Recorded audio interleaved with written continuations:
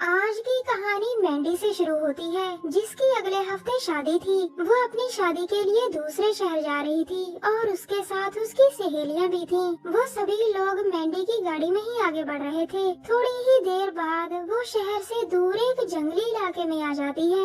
इस वीरान और जंगली इलाके में उनके सामने एक गाड़ी बीच रास्ते में खड़ी थी। रीटा गाड़ी से उतरकर सामने वाली गाड़ी के पास जाकर कहती है, तुम्हें अपनी गाड़ी एक तरफ करनी होगी। तभी गाड़ी से एक लड़का उतरकर उसे पकड़ लेता है। ये लड़का बॉब था और ये साइको था। वो मैंडी की गाड़ी के पास आकर कहता है, तुम सब बाहर निकलो। सभी लड़कियां उसकी बात मानती हैं और बॉब रीटा को छोड़कर मैंडी को पकड़ लेता है। अब वो मैंडी से जबरदस्ती करने की कोशिश करता है और तभी पीछे से जूलिया उस पर वार करती है। अब सभी लड़कियां बॉब को देख रही थी और गिना कहती है, जूलिया ने इसे रगड़ दिया। ये सुनकर डरी हुई रीटा पुलिस को बुलाने की कोशिश करती है, मगर गिना उसे रोकती है। गिना नहीं चाहती थी कि पुलिस को इस कत्ल का पता चले, क्योंकि फिर तो जूलिया को जेल हो सकती थी। काफी सोचने के बाद सभी लड़कियां लाश को डिग्गी में रखती हैं, ताकि आगे कहीं दूर जाकर लाश को ठिकाने लगा सकें। अब सभी लड़कियां फिर से आगे बढ़ रही थी। जो चेहरे पहले मुस्कुरा रहे थे, वो चेहरे एक साइको लड़के की गलती के कारण फीके पड़ चुके थे। अब उनके सामने नई मुसीबत भी आ जाती है और मैंडी कहती है, गाड़ी में ऑयल खत्म होने वाला है दोस्तों। हमें जिस शहर जाना है वो अभी बहुत दूर है और इस लड़के के चक्कर में मैं रास्ता भी भूल चुकी हूँ। मुझे नहीं पता यहाँ से गैस स्टेशन कितनी दूर होगा। तभी उनकी नजर एक घर पर पड़ती है और सभी लड़कियाँ इस घर से मदद मांगने का फैसला करती हैं, क्योंकि किसी के भी फोन में नेटवर्क नहीं आ रहा था। ये घर जंगल के बीचों बीच था और मैंडी कहती है, हम घर वालों से गैस स्टेशन के बारे में पता करेंगे जो आसपास ही हो, उसके बाद हम आगे बढ़ेंगे। इसके बाद सभी लड़कियां घर की तरफ बढ़ती हैं, लेकिन घर में कोई नहीं था। फिर वो घर के पिछले हिस्से में भी जाती हैं और वहाँ उन्हें मारिया नाम की औरत मिलती है। वो मारिया को बताती है कि वो रास्ता भटक चुकी है और उनकी गाड़ी में ऑयल भी कम है। अब मारिया कहती है, यहाँ आसपास कोई स्टेशन नहीं है, चलो तुम अंदर आओ। इसके बाद सभी लड़कियाँ घर में आ जाती हैं और मारिया कहती है, मैं इस घर में अकेली रहती हूँ, मेरा कोई रिश्तेदार भी नहीं है और न ही मेरे घर में कोई फोन है। वैसे मेरे घर में मेरे कई नियम है। मैं 6 बजे तक रात का खाना खा लेती हूँ और 8 बजे लाइट्स बंद कर सो जाती हूँ। अब रात होने वाली है, अगर तुम चाहो तो आज की रात यहीं बिता सकती हो। उसकी बात मानकर लड़कियाँ आज की रात यहीं बिताने का फैसला करती हैं। कुछ देर बाद सभी लड़कियाँ मारिया के साथ रात का खाना खा रही थी। सभी लड़कियाँ मारिया से उसके परिवार के बारे में पूछती हैं, जिस पर मारिया कहती है, मेरे माँ बाप बहुत समय पहले ही मर गए थे और मैंने शादी भी नहीं की। इसके बाद 8 बजते ही मारिया पूरे घर की लाइट्स बंद कर देती है और सभी लड़कियां सोने की तैयारी करने लगती हैं। थोड़ी देर बाद एक परछाई देखकर सभी लड़कियां डर गई थी। उन्हें लगा कि इस घर में कोई और भी है और वो उसे ढूंढते ढूंढते छत पर आ जाती है। अब सभी की नजरें कैबिन पर पड़ती है और कैबिन में एक लड़की मारिया को डांटकर कहती है, तुम्हें उन लड़कियों को यहाँ नहीं रखना चाहिए था, ये तुमने गलत किया है मारिया। ये सब सुनकर लड़कियां वापस कमरे में आ गई थी और वो सभी अंदर से बहुत डर चुकी थी। वो जैसे तैसे आज की रात इस घर में बिताती हैं। अगले दिन सुबह सभी लड़कियां उठकर मारिया के पास नीचे आती हैं। मारिया ने कहती है, कुछ ही देर में नाश्ता बन जाएगा लड़कियों, तब तक तुम बाहर घूम सकती हो, लेकिन मेरी एक बात याद रखना, जंगल की तरफ बिल्कुल मत जाना। इसके बाद सभी लड़कियां बाहर आती हैं और गाड़ी में पड़ी लाश देखने लगती हैं। अब गिना कहती है, मेरे ख्याल से हमें लाश यहीं आसपास ही दफन कर देनी चाहिए। अगर ज्यादा देर लाश यहीं पड़ी रही तो लाश से बदबू आने लगेगी। लाश ठिकाने लगाकर रीटा और मैं हाईवे की तरफ जाएंगी ताकि ऑयल का इंतजाम कर सके। हमें देर भी हो सकती है। सभी लड़कियां उसकी बात से सहमत थीं और तभी वहाँ मारिया आ जाती है। मैंडी जल्दी जल्दी डिग्गी बंद करती है, जिसके बाद मारिया कहती है, मैं शिकार करने जा रही हूँ और जल्द ही वापस आ जाऊंगी। ये कहकर वो जंगल की तरफ बढ़ती है और मैंडी लड़कियों से कहती है, शुक्र है मारिया ने लाश नहीं देखी,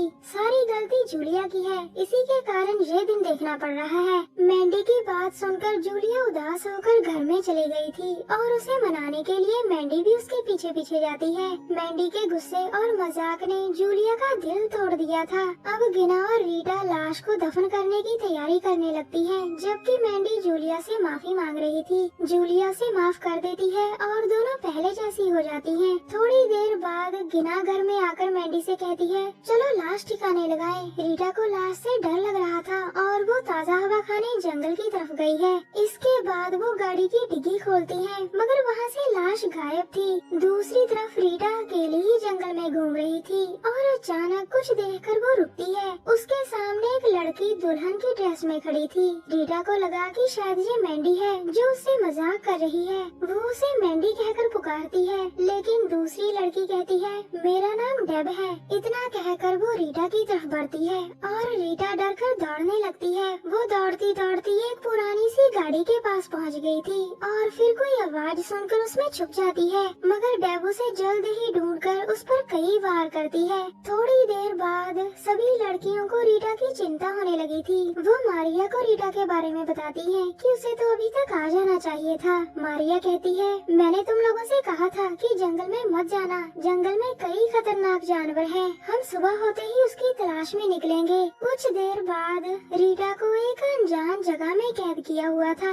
अब उसके पास डेब आती है, जिसके हाथ में बड़ी सी कैंची थी। इतनी बड़ी कैंची देखकर रीटा बहुत डर गई थी। फिर डेब उसे एक कुल्हाड़ी से भी डराती है। रीटा को काफी डराने के बाद वो धागे से उसका मुंह सिल देती है। दूसरी तरफ गिना कोई आवाज सुनकर उठती है। उसे लगा कि शायद रीटा वापस आ गई और यही सोचकर वो नीचे आती है। गिना के सामने डेब खड़ी थी और इस बार डेब ने गिना को पकड़ लिया था। वो उसे उसी कब्र में लाती है जिसे गिना ने ही खोदा था। वो पहले उसकी टांग पर वार करती है और फिर उस पर मिट्टी डालने लगती है। जख्मी गिना जहाँ से भागना चाहती थी, लेकिन इस बार डेब उस पर जोरदार वार करती है। डेब के वार से गिना अधमरी हो गई थी और डेब उस पर मिट्टी डालने लगती है। अगले दिन सुबह मैंडी और जूलिया उठकर अपनी सहेलियों को ढूंढने लग जाती हैं। उन्हें ढूंढते ढूंढते वो कब्र तक पहुंच जाती है जहां गिना मरी पड़ी थी।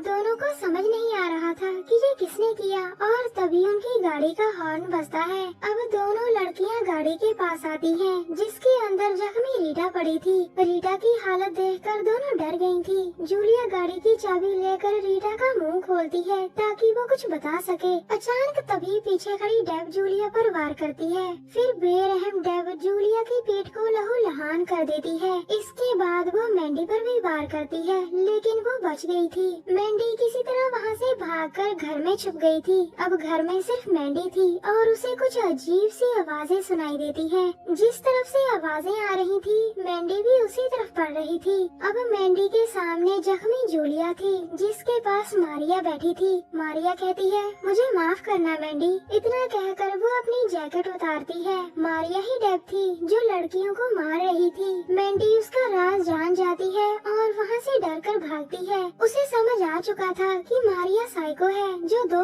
लोगों की जिंदगी जी रही है। मारिया उसे बाहर ढूंढ रही थी, जबकि मैंडी घर में आकर अंदर से दरवाजा बंद कर लेती है। वो जल्दी जल्दी जूलिया के पास आकर उससे कहती है, जल्दी जल्दी उठो जूलिया, हमें यहाँ से निकलना होगा। जख्मी जूलिया मुश्किल से खड़ी हो पाती है, जिसे मैंडी संभाल रही थी। वो दोनों बाहर जाने लगती हैं, लेकिन उनके सामने मारिया थी। अब मैंडी जूलिया को एक जगह बिठाकर कहती है, तुम यहीं रहो, मैं जाकर मारिया को देखती हूँ। इसके बाद वो किचन से एक चाकू उठाती है। अब मारिया ऊपर गाना गा रही थी और मैंडी उसकी तरफ बढ़ रही थी। वो धीरे धीरे छत पर पहुंच जाती है, लेकिन मारिया वहाँ भी नहीं थी। अचानक मारिया पीछे से आकर उसे पकड़ती है, जिसके बाद वो दोनों नीचे गिर जाती हैं। नीचे गिरकर दोनों जख्मी हो गई थी। मैंडी किसी तरह उठकर भागती है और घर के स्टोर में छुप जाती है। इसी स्टोर में मारिया ने बॉब की लाश भी छुपा रखी थी। दरअसल जब वो शिकार पर जा रही थी तो उसने बॉब की लाश डिग्गी में देख ली थी। अचानक मैंडी को जूलिया की चीख सुनाई देती है और वो स्टोर में पड़ी गन उठाकर बाहर निकलती है। मैंडी उसी तरफ बढ़ रही थी जिधर से जूलिया के चीखने की आवाज आ रही थी। आगे जाकर वो देखती है कि जूलिया मारिया के कब्जे में थी। वो जूलिया को बचाने के लिए गन चलाने लगती है, लेकिन उसमें गोलियां नहीं थी। इसी बीच जूलिया मौका देखकर मारिया को काटती है और तभी मैंडी भी मारिया पर वार करती है। जख्मी मारिया फिर फिर भी नहीं रुकती और वो मैंडी को मारने की कोशिश करती है, लेकिन मैंडी ही मारिया को मार डालती है। दरअसल जब मारिया छोटी थी तो उसके माता पिता के बीच कुछ भी ठीक नहीं था। मारिया के पिता को अपनी बीवी पर शक था और वो मारिया के सामने ही उसे काट देता है। अपनी बीवी को मारकर उसने खुद भी आत्महत्या कर ली थी। इस घटना ने मारिया के दिमाग पर गहरा असर डाला था और वो साइको बन गई थी। कहानी के आखिर में सिर्फ मैंडी और जूलिया ही बचती हैं। उनकी जख्मी सहेलियां गिना और रीटा दम तोड़ चुकी थी। मैंडी को स्टोर में से ऑयल भी मिल जाता है, जिसके बाद वो आगे बढ़ती है।